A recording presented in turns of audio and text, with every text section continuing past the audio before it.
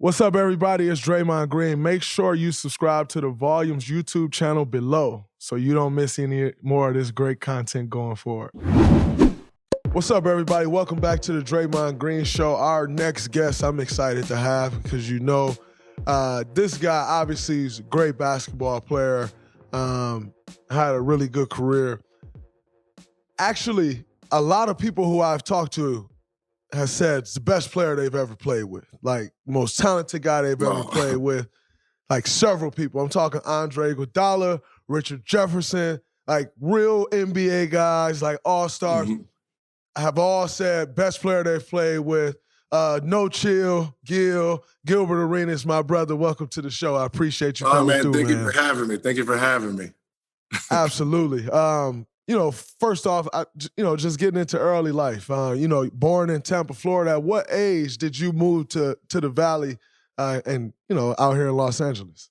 Yeah, so my dad decided to become an aspiring actor, wanted to do the Hollywood life. So around 7 is when we took the journey from Tampa to Cali. Didn't work out so well, was homeless for a little bit, lived in the car for a little bit. And then because he didn't have his shit together, he shipped me back to Tampa until he got, stable. He was working with Chuck Norris, Mike Tyson, bodyguarding for Mike Tyson, Jean-Claude Van Damme. And once he got situated, I came back out around 10.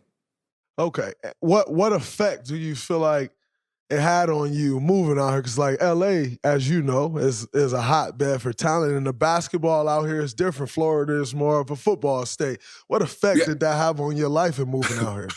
That's the funny part. I was a football player. Really? So I was a straight football player, baseball player, so nothing about basketball. And my dad was making ends meet coaching basketball. So he was coaching and refereeing. Right. So I'll just be sitting there or playing outside at the park. So I never really paid attention to basketball. And then what ended up happening is one of my friends in school lived next to the park. So I used to go watch him play. And he's like, I'm trying out. So I was like, should I go try out too? And then whatever he said, I just copied. Point guard. Right. It was one of those things. And then, that's how I got started. Yeah. My boy, Bobby Mitchell. Yep. That's crazy. Yeah. Going back to that's nuts. You go through, finish school here, go through high school, you go to University of Arizona, play for the great Lou Olson. What was that experience like as a freshman going into Arizona? I know those legendary coaches like that can be really tough on freshmen. Now, you know what's funny? If it wasn't for Lou, I probably wouldn't have made it to the NBA. I probably would have been kicked out of school. I was young. I was 17 going in, so I was real immature, right? I was 12 going into college. You know what I mean? I was As 12. most of us are. Yeah. So the kid side of me just wanted to do everything that I could possibly get. Paintball, shooting. Like I did everything. Fire alarm ringing, still in the go-karts or the golf carts from the security. So Lou Olson didn't penalize me on the basketball court for the immature stuff I was doing outside of the court. And he's like, you know what? If the school decides to penalize you, you won't be able to play this. So that's, if you mess up here, they're going to take it away from you. I don't need to do that. And then from there, it made me understand, like, what this can affect this. And then if I don't want this to affect this court, then I got to really, calm down on this side of the lines. Absolutely. And your sophomore year, you go on, you win Pac-10 Player of the Year. You carry squad to the national championship game where y'all eventually lose to Duke. But what was that year like? You have a decent freshman year, good freshman year, and then really taking that jump that next year. What happened with you? Was it the confidence jump? Obviously, he was working on your game, but what helped you take that next step, your sophomore year? Just like anything, like our rookie season, we don't know what to expect when we get there, right? We're watching on TV, it seems faster, it seems slower, so that first year, it was like, I'm just playing just off field. Then once, once I got into my second year, the game slowed down. I got smarter. I understood the rules more, understood players, understood concept and schemes. So, when we all got into our second year, we're going for the championship. Mm-hmm. We thought my freshman season that we were good enough to win it, but we was no Cincinnati. You know what I mean? Absolutely. We was no Cincinnati. Absolutely. And that's Kenyon Martin and those guys at the time, right? Yes. DeMar Johnson, Kenyon Martin. Logan, Kenny Satterfield. So they was stacked, but they was rugged.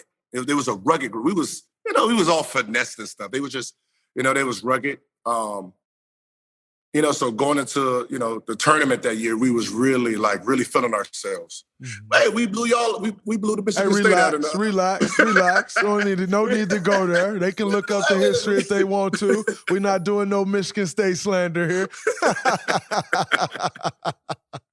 However, I watched that. I watched that game. Us, you guys, Duke, Illinois that year was good. I think Frank Robinson, Frank was there. And Maryland was all right. Yes. So it was 5 teams that could have won it all that year. Okay. And, then you decide to take that next step after your sophomore year, drafted the 31st overall pick by the Golden State Warriors. Number one, why do you think, or maybe why did you go second round? With the talent that you had, the year that you had, then you go in the second round. What was that about? Back then, it was them tweeners. Right? Tell me about that word. Yeah. Right? I was a tweening guard, so I wasn't big enough to be a shooting guard and wasn't a point guard, right? So I was stuck in the middle. So my comparison was like a smaller Cuttino Mobley. Oh. So I was a smaller Cuttino Mobley.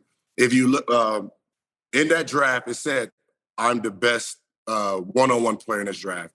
Mm-hmm. Me doing some things like through the draft, like I didn't want to do the treadmill test. It was more of an ego thing, right?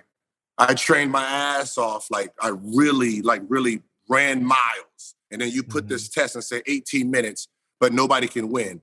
That didn't sit well with me. There has to be a winner. We just can't just all go to 18 and then, I want, somebody said on here 3 hours. I want that type of, you know what I mean? So I'm like, why do I need to prove that I'm in shape? And then what does this test got to do with drafting? And what does this test got to do with training camp? Mm-hmm. So whatever you see here is meaningless, to be honest, because me being in shape now doesn't have nothing to do with me being in shape when that season starts. So like little things like that, I just seen flaws and I attacked the flaws.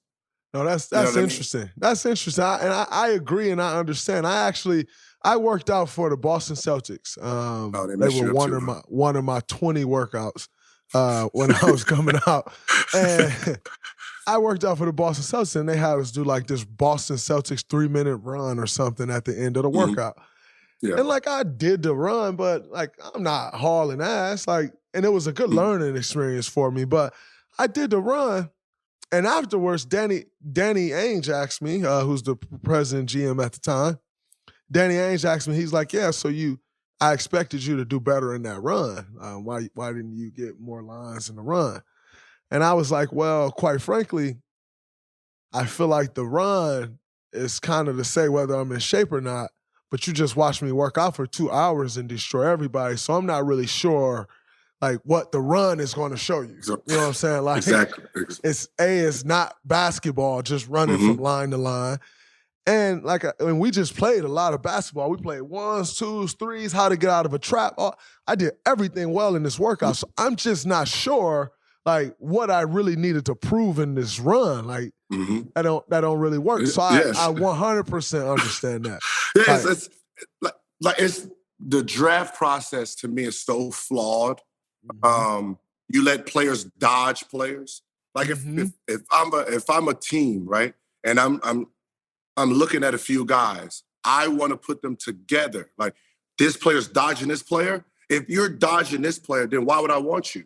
Yes. You're not taking the challenge. I want the guy that's willing to take the challenge. He's willing to say, I'm testing my skill against everybody.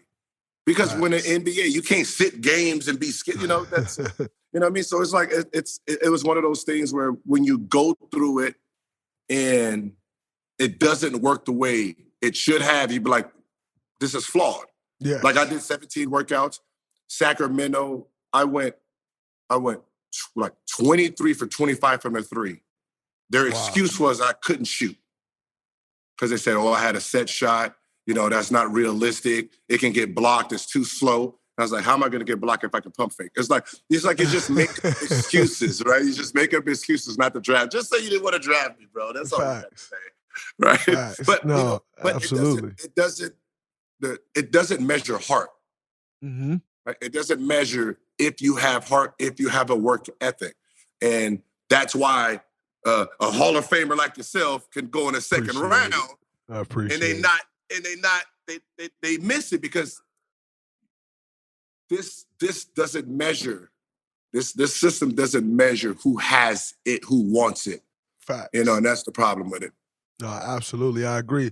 You get drafted and you get the number 0. I've heard speculation of why you got the number 0. But I think what's also impressive is I feel like you were really the first person to really go that route, 0, and kind of make that number a thing. You know what I'm saying? And I don't think people in sports or fans, I would say, really understand that. The impact that you had on the game to 0 is a shit number.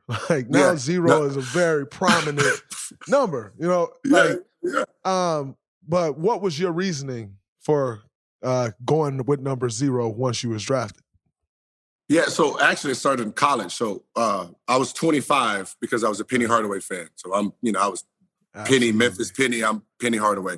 So going into Arizona, looking to get 25, but that was Steve Kerr's number. Yeah. So they were saying they're going to retire it so you can't play in it. So I'm like, I don't have any other number. So they said, all right, these 2 numbers are being released this year, 1 and 0. Mm-hmm. The first thing I'm thought, Penny. But when that 0, when I seen the 0, it was like, man, that's how many minutes they said I will play in Arizona.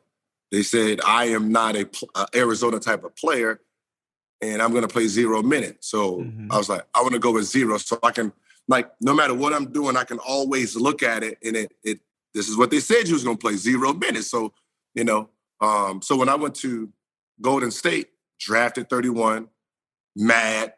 I was hot. Pissed. Threw my cubic zirconia out the window, get all out. Threw it out. I don't want that. I don't know if they have the recording, but this is a recording that you should find. I was the cockiest person when I got drafted. I was mad. I don't care about this. Hey, by the middle of the season, I'm going to be starting. I don't care who's in front of me. I'm going to be starting. Click. Sheesh. And you were. Yeah, it ended up happening. But those first 40 games, it wasn't promising. Me starting happened overnight. It wasn't. I was just about to say, what was your break? For my break was David Lee got hurt. I started the season. We started 16-1 or something, and then the rest was history. What was your break to kind of get you over that hump after those first 40 games? It was Mookie Baylock basically getting kicked off the team because he wasn't being a veteran. Then Larry Hughes going down with an ankle sprain. So I was on IR. Back then, we didn't have G League. D League, we didn't have that. So I was on IR. And I'm playing 2 minutes, 1 minute if there's a blowout or we're winning. There was no me getting a little. There was none of that. So it was 0 to 100, really fast. So Larry Hughes goes down. And then they take me off IR. Bobby Sora didn't want to start. So he's like, I'm playing well at where I am right now. So put him in for a couple minutes. Let me see how the game's going, then sub me in. That sounds like a true vet who knows I got to go out here and deal with these starters. I'm going to keep coming off the bench so I can play against these guys coming off the bench. You go deal with them starters, young fella. And Dave Cowens got fired. So Dave Okay. Cowens got fired, and Brian Winters ended up being the coach. And Brian Winters was like, I'm going to go with the guys, who play hard, who work hard, who shows up every day for practice. Because I was coming in at 6 o'clock in the morning, working on my game. Mark Jackson saved my career. Wow. Mine too, by the way. Huh? It's mine too, by the way. Yeah. No, not that one. Philly Mark Jackson. Ah, okay. Okay. Yeah, Philly Mark Jackson. We're teammates. And he used to wake me up at 6 o'clock and say, man, listen, don't worry about where you are. He said, I made $25 million and I only played 25 games. The last 25 games, I made $25 million. And he was like, just focus. And he was just teaching me playing, because I was in a funk, like, man, I'm probably not good enough. And I was, I was ready to quit. I was ready to quit. And then all of a sudden, when he said my name, I was actually ready. That's dope. I always tell people, your number is getting called in the NBA. And if you're not ready, it may never get called again. Yep, you're right. It's going to get called once. And it is so important that you're ready for that when they call your name. I tell these young guys, like, man, I used to get called in with 20 seconds to go guard Kobe because they got the game-winning shot coming up. Like, that's how I got on the floor. So you have to be ready for that name getting called. But coming out, 31st pick, you signed a 2-year, $800 million $845,000 contract for 2 years. And something very interesting happened with you. And, for those of you out there that don't quite understand the CBA, which is the collective bargaining agreement, you see all these contracts and different things. It is the agreement that is the rule book, the law book, or whatever you want to call it, for the NBA. It's what we have to go by. That's what the NBA functions on, is the CBA. They have something in there called the Gilbert Arenas rule. For those of you that don't understand the Gilbert Arenas rule, I'll let Gilbert Arenas explain the Gilbert Arenas rule to you. But you go on to sign a 6-year, $64 million contract after your second year in the NBA. Can you explain to us the Gilbert Arenas rule and what you went through during that period, and your contract ending and signing that new deal as a restricted free agent? Okay, so like they had the bird rights, meaning like after 4 years, you get some type of rights, right? So with a second-year player, no second-year player basically played over the mid-level exception, right? So the best second rounder within 2 years are going to sign mid-level. So what ended up happening is I played above that. So like I think it was 49 million, right? That was the cap of Golden State. Okay. And midway through the season, I was already being like, I remember Kiki Vanderway from Denver was like, we're offering them 51. whatever they can't go, we're gonna go above that. So it was already being said that y'all not gonna be able to afford them. So during that season with Coach Musselman, that second season, they were trying to hold the contract down by putting me in 3 minutes, that was going on. Oh yeah, the bullshit was that was going on. Wow, so, that's crazy. Yeah, because the first part of the season, I was averaging about 18, 6, and 6. Wow. I became the second option at that point. I'm the last 5-minute guy. Huh? Second option to who? Antoine Jameson. Okay. So Antoine Jameson. So he was being told to keep him down, so they was trying to play me 3 minutes, and then, think my man Earl Boykins and Coach Musselman had a great relationship, and Earl Boykins is like, if you want him next year, you don't think he's going to remember this? Yeah. Right? If you're losing games, you don't think he's going to fire you? Play him. Play him, right? And then, that's when Coach was like, yeah, my bad. And then so he put me out there, and I ran with it. So when we went to free agency market, the doors already opened up. I think I was I was either number 2 behind Lamar Odom. Okay. In the free agency market. So because of I only played 2 years, I didn't have my bird rights, meaning that Golden State can only offer me a certain amount, which was 49. It was basically 7 years, 49 million. Oh wow. Yeah, so a 7-year 49 was the max that they could offer me. Denver already came out with 6 years 51. So I went, listened to everyone, and Golden State was the last one. And I ain't gonna lie, they had a hell of a pitch. They had a hell of a pitch, you know what I mean? We were all young. We were young. They had like a Viper, Ferrari, the Lambo downstairs, the Corvette, you know what I mean? So what we were trying to do is we were trying to sign a under the table deal, 1 year, 4.9, and then have the contract already signed, 7 years, yes. 79 million. Okay. So that was the deal that I was going to sign now, and then we was both going to hold it in a vote. And like by the time I got to them, Wizards already offered me the max that they can offer me. So the owner's like, whatever I have, 58, 61, 65, 75, whatever I have, it's yours. Just come.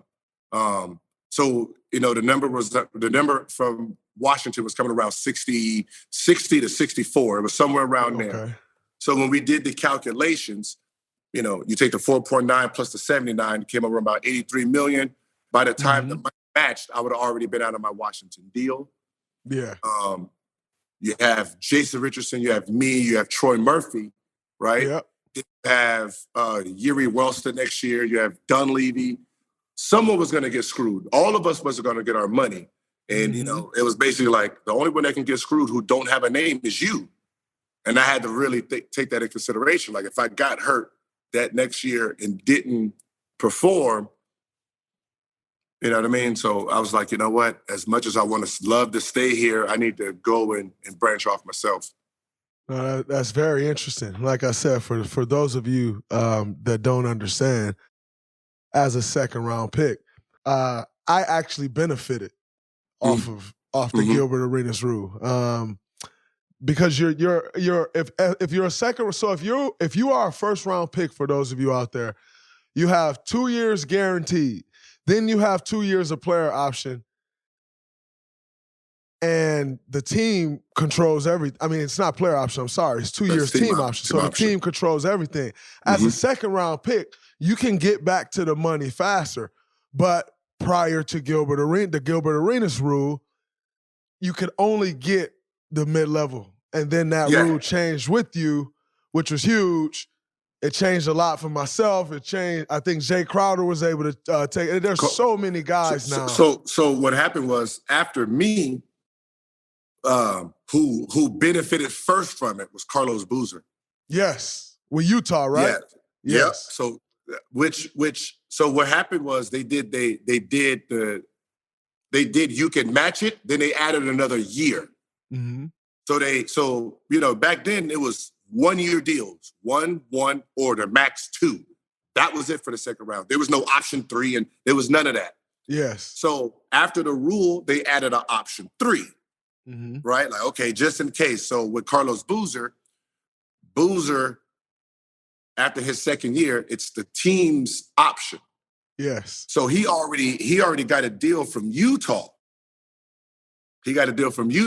So basically he went into the office and convinced them that, let me out of the deal. And I just signed right now for the 24 million. All right, I'll sign right now for the 24 million. This is where I want to stay, and they was dumb enough to do it. They was dumb enough to do it, and he took off. And he left and went and signed where? He went to Utah, it was like 80-something million. Okay, so who was he with prior to Utah? He was with Cleveland. He was with LeBron. Oh, okay. Yeah, so he was balling. So he was basically saying, like if you sign me this year and then I go to next year, I'm gonna be worth all of this. So right now, I'm 24 million. I signed a 24, 5-year, whatever. And it's like, oh shit, okay, we'll get him for the 24. So they let him out and he took off. That's crazy. Yeah. That's crazy. Yeah. Hit him with the okie doke. I wonder who his agent was. I know Cleveland forever hate him. Yeah. That was the bad one. Like, that's when you cheer, like, yeah, all right, somebody got their asses. Absolutely. It happens. They come few and far in between, so you got to appreciate the ones that do happen. So but you leave Golden State and you go sign that deal with Washington. How was it adjusting? Number one, that's a whole life change moving from the West Coast to the East Coast after all of those years. Facts. How was that adjustment? Different organizations. How was that adjustment for you moving to Washington? I had the relationship with the owner, Mr. A. Poland, rest in peace. That was my backing, right? That's who I talked to. That's who me and him, had the conversation that, and his all he asked for is get me out of the Jordan era. Mm-hmm. Everyone's killing me about Jordan. I need you to make them stop talking about Jordan and, what happened with us. And I'm indebted to you. And I was like, all right, I got you. And that was it. That's a tall task. Yeah. Make people forget about Michael Jordan. That's a tall task. Yeah, because, it's like, think about it. It's MJ and you were supposed to be an owner and you didn't hire him as an owner. He was getting killed in the media. So he was like, make them forget about this, and focused on, the team. And I was like, all right, hey, I'm gonna go out there and do my best. And he was like, as long as you're, doing what you're doing, I'm gonna push for you. Because, he was one of the original 4 owners.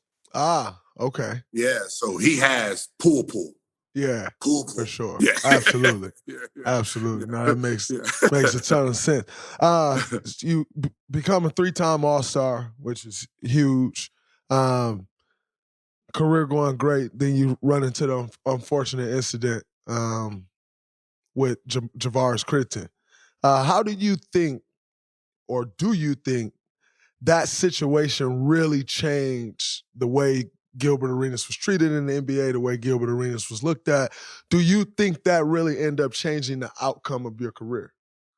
No, see, before that, I had 3 knee surgeries in 14 months. Yeah. You had microfractures, right? Yeah, I had the microfracture that just ruined everyone's career. Right? Absolutely.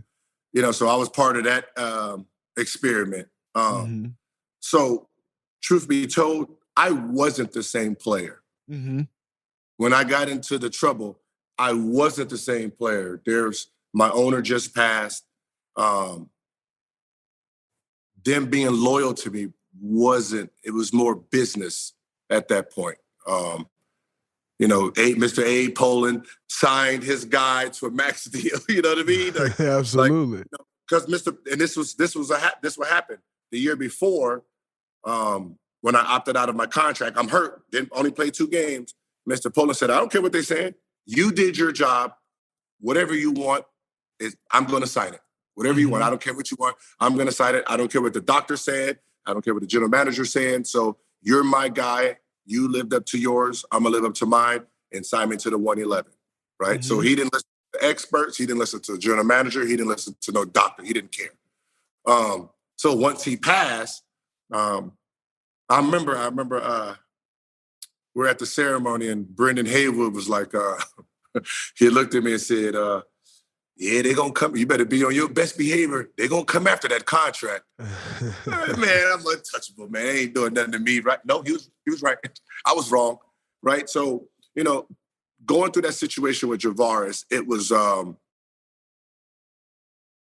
real shocking because it's like my whole thing was like, man, you can do 100 things right. You make one mistake, it erases your whole legacy. Absolutely. Your whole legacy. Like, my whole legacy is cleared out for one bad decision, one bad judgment. You know what I mean?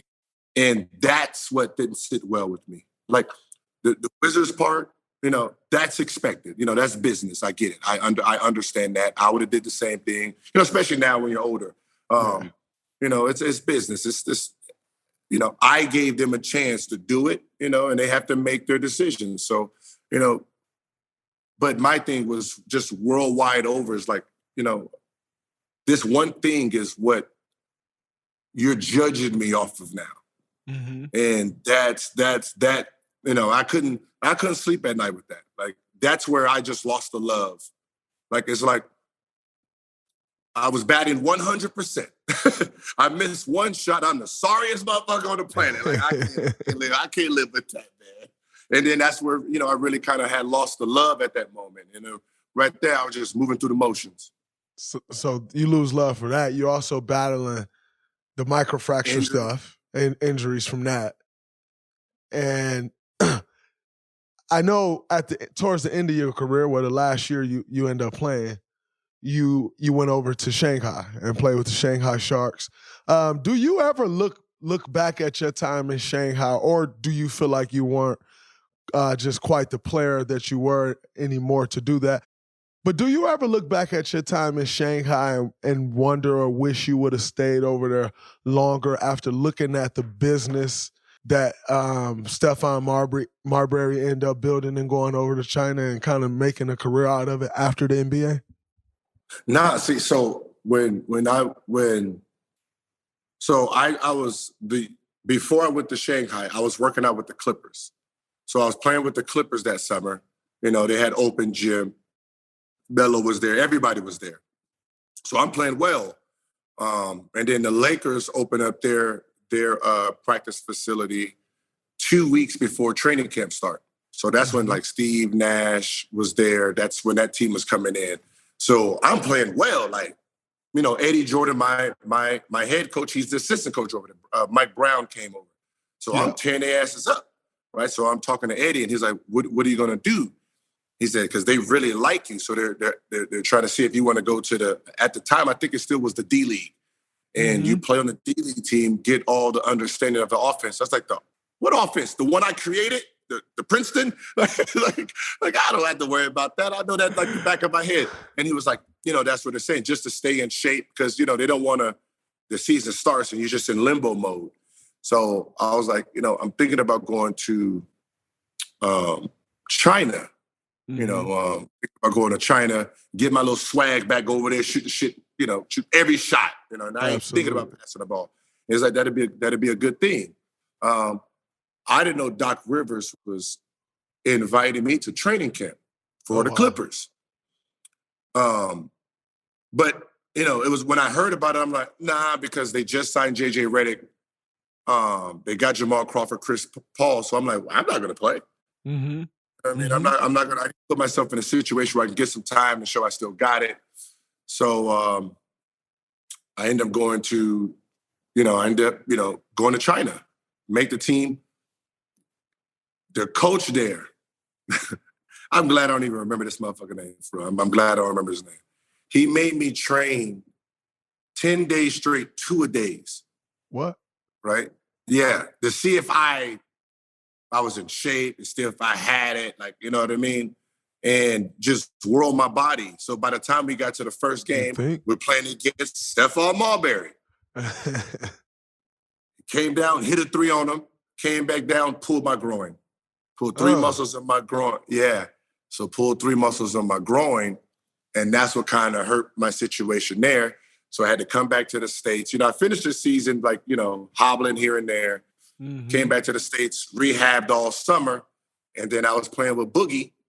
And me and Boogie was playing well. He said he was going to get me an invite to play for SAC. So it's going to go, SAC or go back to China. And I played in the Drew League. Mm-hmm. And pulled the ground again. Tore my meniscus. Jesus. Yeah, so it was one of those things like, all right, I give it up. I get it. I understand. I give it up. So that was really how it kind of ended. That, every time I put so much work in and a little knack, let me know, let it go. Yeah. Let it go. Yeah.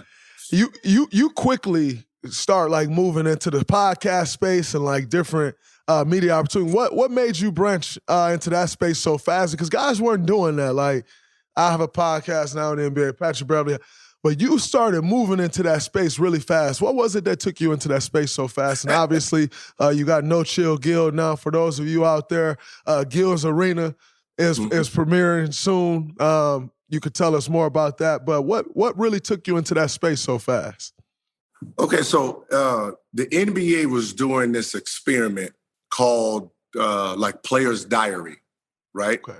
So they was looking for players that can be like the diary players. It was like me, Dunleavy, and a bunch of non-other, you know, they didn't have no personalities, right? So what ended up happening is, you know, just like you put a mic, you know what to do when you put the mic in my mouth, in my face. So, absolutely. So what happened was I blew up. Like you know, my diary was the hottest thing moving on NBA.com, right? Like it was, you know, it really helped me sell my brand to, you know, to everyone. So when I was done playing and people started talking about podcasting, see, podcasting wasn't how we're doing it now. Yeah. It was just audio. Yeah. And I'm like, I'm not no radio dude, man. Like, you know what I mean? So I was like, man, just record it video-wise, and then we'll go from there. So it was like, then it became video podcasting. Yeah. My first 3 episodes, I was like, I ain't like it. It didn't sound right. And then they put it out anyway. And then everyone started liking it. And what I decided was like, this is like new media. Yeah. This is new media because players get to talk to players. We both understand each other. We both understand how to protect each other. You know what I mean? So absolutely. This is the lane. We're different from the big media who they don't care about the person themselves. You know what I mean? They don't have to interview none of us. They can just talk about us. Yeah. With the podcast, absolutely. We need each other. And if I say something about a player, it's not a grudge. I can say something bad about him today. I can say something good about him tomorrow. You know what I mean? This is not, you know, I don't hold no grudges against a player, you know, and when players see that, okay, he gave me my credit here. Okay, cool. They don't take it personal. You know, with ESPN or them, they hold it like you did something personally to them. Well, I think with a lot of this media, man, you start like these guys, they're no longer just dissecting basketball games. No. They're like taking shots at people's character. You know, like I had an issue last week, and I spoke about it on the podcast or a week, maybe 2 weeks ago now, whatever it was, when Russ got traded away from the Lakers. Now, like I said, I'm not in the Lakers locker room, so I can't speak on how Russ was, how anyone was towards Russ, what his attitude was. I can't speak on any of that. But the entitlement in media today is what really, like I would speak, like you just said, the new media. Like I speak on this new media thing. And initially when I started speaking on it, everyone think I'm talking about like, oh, athletes doing media. Like athletes been doing media. Like I'm not the first athlete to do media. I have a podcast.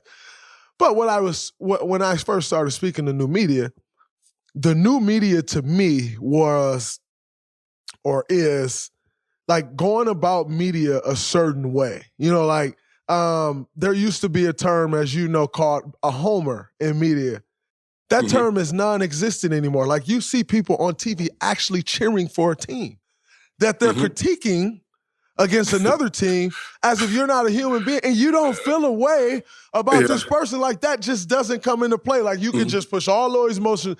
And so like the term homer is no more, which I think is ridiculous because it doesn't allow you to do unbiased journalism. Like you can't give an unbiased opinion. You're giving me your biased opinion, which like, all right, it's one thing if your biased opinion is on basketball, but now these biased opinions are turning into character characterized opinions. And I don't like that. And so Dave McMenamin, who I don't really know from a can of paint, he says Russell Westbrook was a vampire in the locker room. And I'm sitting there listening to it, and I'm like, okay, that's strong. Mm-hmm. And then he just stopped. Now, I'm like, if you're going to say someone's a vampire in the locker room, A, that's something that someone has said to you.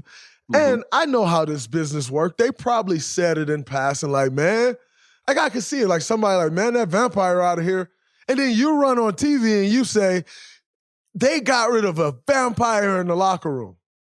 That's a character hit. That can affect his livelihood and his next job. So if you're going to say something like that, you better have example A, B, C, D, and E to validate you calling that man a vampire in the locker room, right?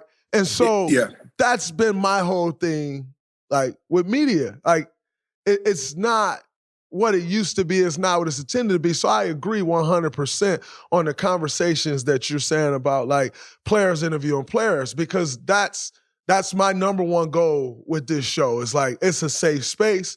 If you say something in this interview, and like people, you'll hear it now, but if you say something in this interview that's going to get you in trouble, we're taking that shit out.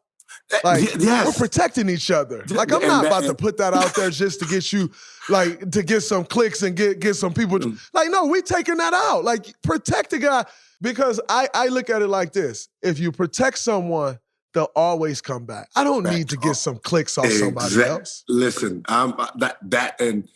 and I think that's what people started realizing too with me. Like, you know, I'll have the TOs, you know, he's a personality, Nick Young's, Fizdale, right? And, you know, they'll say some things and, you know, and then we get to really, like, gauge it. Like, would I want that clip to be out about me? Nah, he's trying to get a job, this and this. You know what? Hey, the last 20 minutes, cut it, right? Yeah. You know, there was a point where, you know, my man T.O., that's my man, and as a friend, you know, just not an athlete, as a friend, like, when Golden State was trying to get me back, I was on a private jet with T.O., right? So as a friend, you know, some of the comments he was making, I said, as a friend, I'm taking it out. You know, if you want to say it on your platform, okay, that's, you know what I mean?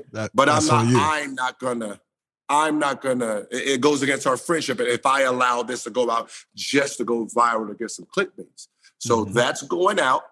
We keep our friendship. I come on your show, you come on my show. And that's what athletes are doing. And I think that's what the media, the old media, is not really understanding. The athletes, we don't fuck with y'all like that. Yeah. But like, we rock with each other. No matter what we say, we know we can call each other and say, oh, my bad. You know, I fucked up. You know what I mean? We can do Absolutely. that. Yeah, we can do that all day. Like, sometimes I'll say something and I DM, hey, I was just, you know what I mean? I'll DM. You know what I mean? And that's respected. I want you to understand where I was thinking. It might have came out wrong, but this is what I was thinking. And, you know, and that's the space that athletes are starting to move in, where they can trust, you know, the podcasters, knowing that I have editing control, and whatever you don't like, hit me up, we'll remove it. Yeah, I think it's incredible. I think that's dope. I think that's what's made this space, like, for me, it's what's made the space one that I really want to live in. You know, because, and you know, someone just said something to me yesterday at practice. He's an assistant GM of ours. He said, yo, I appreciate the way you're going about doing media, because you're creating a lane for guys, because guys don't see it anymore and be like, oh, you have to sell out. Like, you have to say things that you really don't want to say. You have to attack guys. Like, you don't want to, like, I can be very critical of Steph's game and not attack him. Like, I can be very critical of Anthony Edwards, the game Anthony Edwards have, or the week he's had. I can be very critical of that and not attack him. And that's what we see a lot in media today, and I just totally disagree with it. And so my goal is to change that. My goal is to make that style of journalism obsolete, because media is becoming more and more prevalent. It's as accessible as it's ever been, and that'll only continue to grow and become more and more accessible. And you just can't have people out here doing a lazy job. Like just attacking people, man, that shit tired. Like, nobody want to hear that no more. Like, all the stuff we got going in the world, and you think I want to sit here and listen to you attack someone's character because they missed a jump shot? Like we're not doing that. It was so funny is that's why with my new show, Gilbert Arenas, I signed with Underdog Fantasy, right? And my whole thing is I wanted ESPN style, right? Where it can be a bunch of us. We don't have to be in a suit. I don't have to tell you about the game wearing a suit and tie, okay? You know what I mean? And we absolutely can have the same format. So you can see I'm creating the same format, the same layout, talking sports without attacking character. Yeah. Right. So even with Kyrie, I remember I was watching someone and they were like, I'm not going to attack the character. We're talking about the basketball player. So I tuned on. Let me see if he can actually know the difference. Right. I want to see if he knows the difference. And then absolutely, the person he's talking about is the character. You're talking about the man. You didn't say nothing about the basketball part of the player. Is how does he come to practice? Is he practicing hard? How does he get along with his teammates? When he gets on that court, is he performing? Right? Like, what's his practice habits? What is his eating habits? Like, that's if you're gonna say basketball, critique that part. Yeah. Like when you start talking about, he missed, this because of COVID, and that's personal. That's the man. Yeah. That's the man. I want to know when he's between those lines, when you're talking about basketball, what is he doing? That's all I care about. I don't, the man part, that can figure itself out. I'm judging this man part right here. And right here, I'm cool with. Yeah. The rest of the stuff, that's not my problem. That's I want to not see my problem. when he gets on the court, how does he get along with his teammates? All right, he's at the end of the bench. Okay, he's shaking hands. Okay, he's cheering. I'm good. Yeah, absolutely. But we understand that whole element. We played. These guys haven't played. That's right. True. So they don't really know the difference between the two. Yes. They do, but they're just going to attack the character himself. Yes. Attack the man. They're not going to talk nothing about his skills or what he brings to the game itself. Absolutely. No, before we get out of here, I know I've taken a lot of your time and I appreciate you. You mentioned Nick Young, who I had as a teammate, won a championship with. I know y'all relationship, y'all super tight. I mean, swag fat as hell now, but and initially getting out of him being out of the league, you look at Dwight Howard now, who's playing overseas. I think, and I just want to get your take on this as someone who's done it at the highest level. Vets, the dying breed that is vets in the NBA, the effect that you yourself thinks has on the NBA. It's like I'll give you my opinion after, but just do you think the lack of vets in the NBA now is problematic for the league moving forward? Yes, I really do think so, because just like your vet, he was once young, right?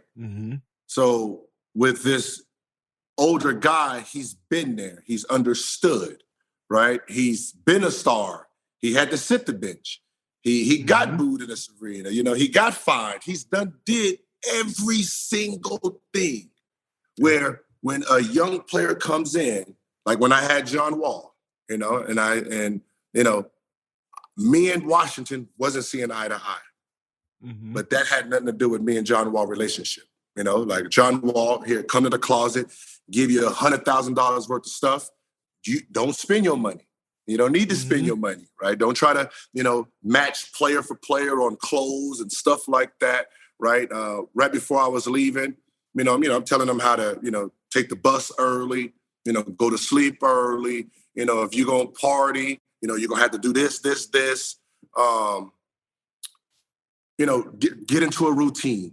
Practice is practice, but get yourself an in-season routine. Learn how to be a pro, and do not accept winning. Winning is not something you accept, right? You let it affect you. Like when you lose, like if you start accepting it, you become a loser, right? Yeah, absolutely. What ends up happening if you don't have a veteran telling the young stars how to be stars, then what ends up happening, they're learning the same thing I learned. When if you have a veteran, he takes away some of those pitfalls. Absolutely. They take away some of them pitfalls. So without that leadership to help the new generation, you just have the same cycle of things going on. Mm-hmm. No, I agree. I agree 100%. I think, when I look back like on my career, the value of vets that I had, Jared Jack, Jermaine O'Neal, Carl Andrews, Richard Jefferson, your ex-teammate. Like David Lee, like Bogut. They're my vets. David West. Yeah, man, dang. Yeah. You had some good ones. My first few years in the league, they're my vets. Mm-hmm. Those are the guys that taught me. Zaza Pachulia, my fifth year, fourth. Yeah. Like, those are the guys that taught me how to take care of your body, how to act, what time you should be showing up. Fight this battle, don't fight that battle. And like at the end of the day, I'm a grown man. I'm gonna still pick and choose my own battles, but to have that guidance, like you look around some of these teams now, like Houston don't have a vet. No. But they got all this promising young talent with no veteran leadership. Or you look at OKC, they don't have a vet. Charlotte. No one to teach them. No one to teach them. So they're all learning. And that's they're all learning on the fly, learning bad habits, losing, laughing, thinking it's going like that's, a veteran, like somebody like UD, right? Mm-hmm. Yeah, absolutely. UD has been there so long that, when he does speak, you're going to listen. Absolutely. Right? You're gonna listen no matter what. So, I think like having, two vets on your team, even on a bench, like it seems like, there's 52 people on benches now. You know what I mean? They got as many assistant coaches as they got players. Start bringing some of these stars back. Yeah. Because you got to remember, I think somehow they think a star player hasn't grown up. So if I take Allen Iverson and I put him around my young guy, he's still going to be the 20-year-old Allen Iverson.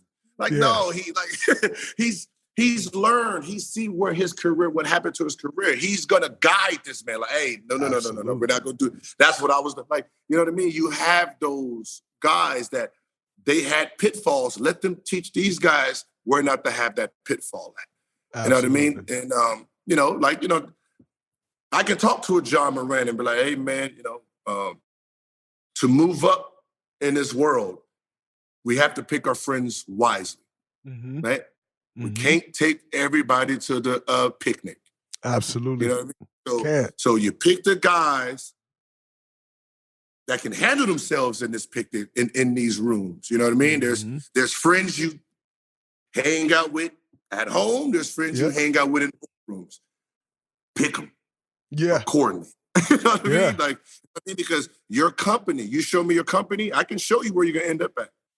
Facts. You know what I mean? Because there's some point you don't want to be getting your name rang because of something one of your friends did. So, you know what I mean? You still got to be young, but still be mindful of, the things. They have to be as professional as you. They have to protect your brand also. If they're going to hang with you, they need to pretend they're you and protect the brand also. They need to protect your brand almost more than you protect it. Yes. Because they also have to protect you from yourself. Yeah, from you. Yeah, exactly. Good friends in this position. Good friends, yeah. The good friends are like, hey, you trying to go to the club, and they're gonna be like, nah, man, not tonight, man. Like, let's get on out of here. You know what I mean? You know what I mean? Absolutely. I'm trying to drive, take my keys. They don't care about ruffling your feathers. Yes.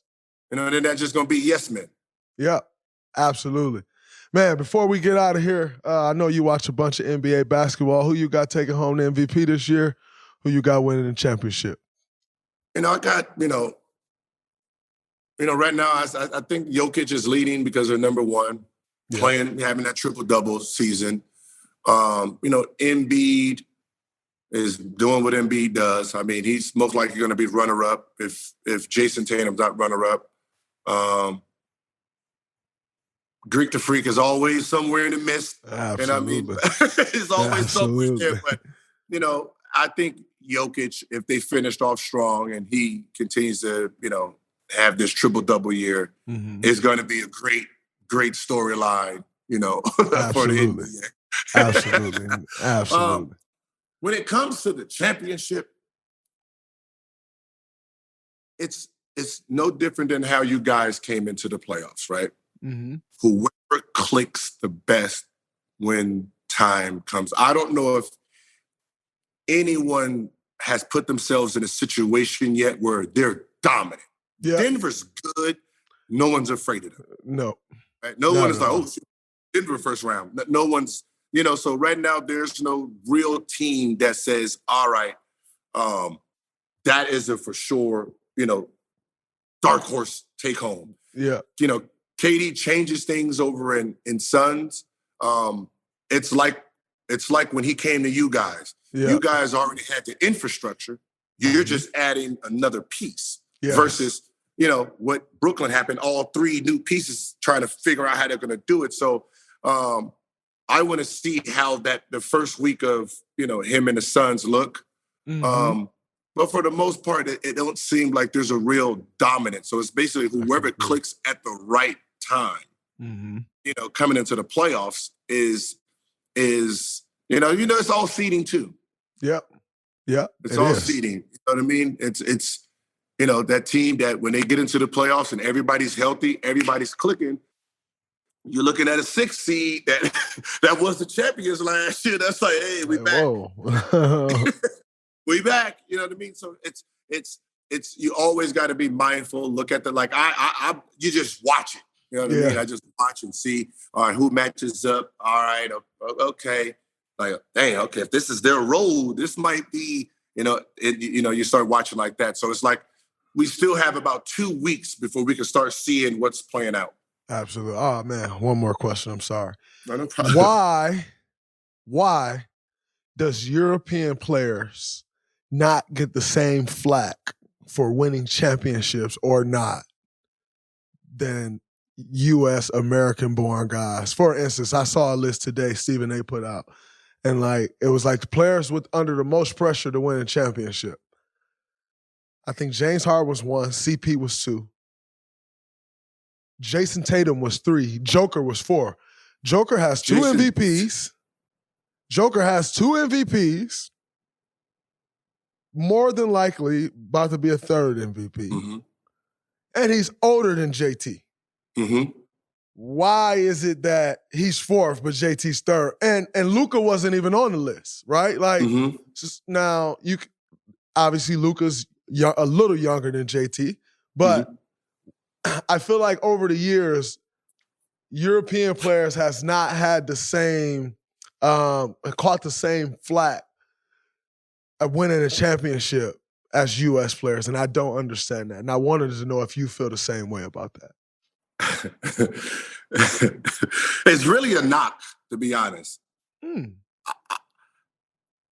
Do they think that they're even capable of winning it by themselves? Do they hold them to the greatness of what they hold the American players to, right? So when you have a Luka, when you have Jokic, at the end of the day, it's like, yeah, they're good. European players are coming over, they're dominating, but do we hold them to the same standard? So it's like they get a free easy pass, right? They get a free easy pass versus someone you know me, you know what I'm about. It's the might be the color of the skin a little bit. You know what I mean? Got to remember the American white boy is gone. They adapted the black side of the game, right? They adopted the athletic part of the game, so they don't have the same fundamentals that they used to have.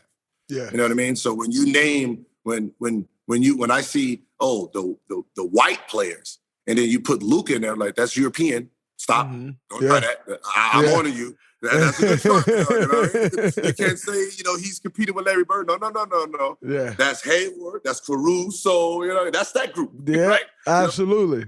So I think they're trying to find a way to ease the Europeans in to make it a broader game, and I don't think they want to really give them that oomph yet.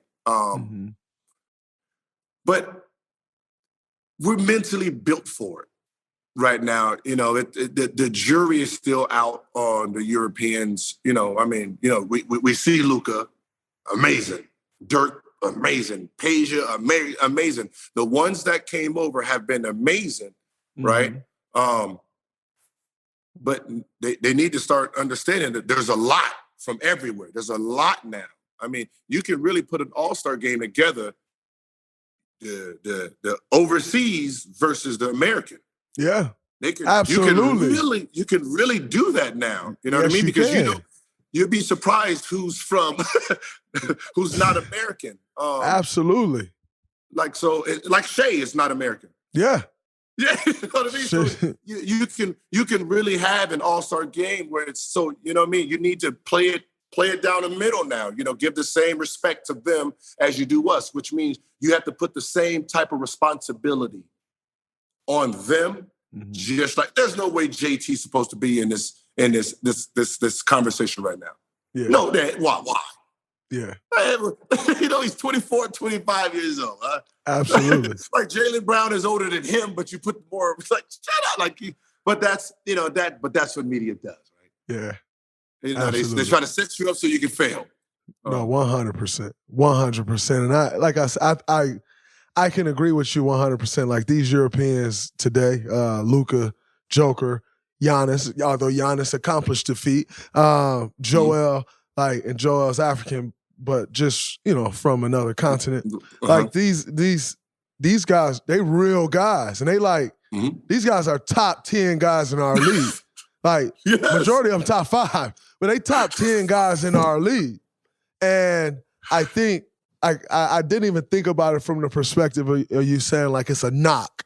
Like I didn't even think about that. But what I will say is whoever is knocking them, at some point you got to stop. These guys are as good as anyone in the league, if not better. And if the thing is, it's a knock and we don't hold them to that standard, that got to go. Because and by the way, I think Luka wants to be held to that standard. I think we know Giannis wants to be. We know Giannis wants to be held to. So I think these guys want to be held to that standard. And I also think, again, talking about it from a journalism standpoint, honesty. We need that back in this business. Not a narrative. Not the narrative of we don't know. We're not going to put. No. We need honesty. We need the truth back in this business because that is what ultimately helps grow this game. And that helps you. It helps myself. It helps everybody involved and who is touched by the game of basketball. So I that's something that I hope to see. I appreciate your perspective on that because it definitely gave me a totally different perspective that I haven't thought about. But go ahead. As a player, you're more controlled in your media space as a player. People don't realize that with someone who has their own, I would have been fined my ass. I would have went live. I would have went live playing. Just like NBA mic you up, I'm micing myself up. Absolutely. I'm micing myself up and I'm doing it, myself. Like I would have tried that. You know what I mean? I would have tried it. I would have tried some goofy shit like that. You know what I mean? Because at the end of the day, I don't need to play the footage now. Yeah. That's I can hold it. I can hold it. It's my footage. I can be in the game doing my thing and hold that footage. Right? So I would have tried that. So, watching you you're responsible. I appreciate that. Thank you. You're responsible. And with Underdog Fantasy, we talked about it. People have to come on, man. You know what I mean? Like he's an active player that that he has real-time information. He has real access right now. So he has a better, you got to remember, we're dealing with secondary information. Absolutely. He has A1 information. Right now, real-time, can tell you the game, to tell you how he's feeling. That's more important. So I've already tried to send him your way. I've already sent him your way because I'm like, when he's done, they're gonna buy the podcast. They're gonna do whatever. Someone's coming because he's just too good at what he does. I appreciate that. You know what I mean? It is.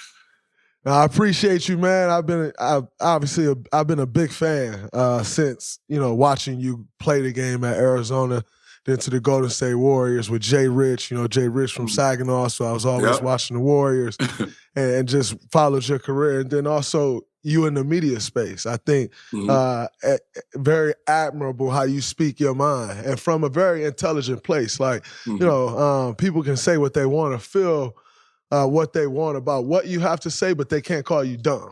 And that's the first thing people try to do when you speak your mind. It's try to discredit your knowledge, discredit how smart you are. And so I have a huge appreciation for who you are, for what you've done. Like I said, how you went right into that space and showed other guys how to navigate that. I appreciate it. I thank you for coming on the show. Much love, bro. And if nobody else ain't giving you your flowers, like I said at the very beginning, I watched you play, but also just hearing from several people that I respect their basketball mind, like one of the best players they ever seen, bro. Oh, thank you, man. Love. Appreciate it. Hey, man, when you're free in the summer and you ain't got shit to do, come on down. I'll come chop it up for sure. You already, you see the Golden State colors. Absolutely. I'm coming to chop it up for sure. Thank you, man. I appreciate it. Absolutely. Thank you, bro. What's up, everybody? It's Draymond Green. Make sure you subscribe to the Volumes YouTube channel below so you don't miss any more of this great content going forward.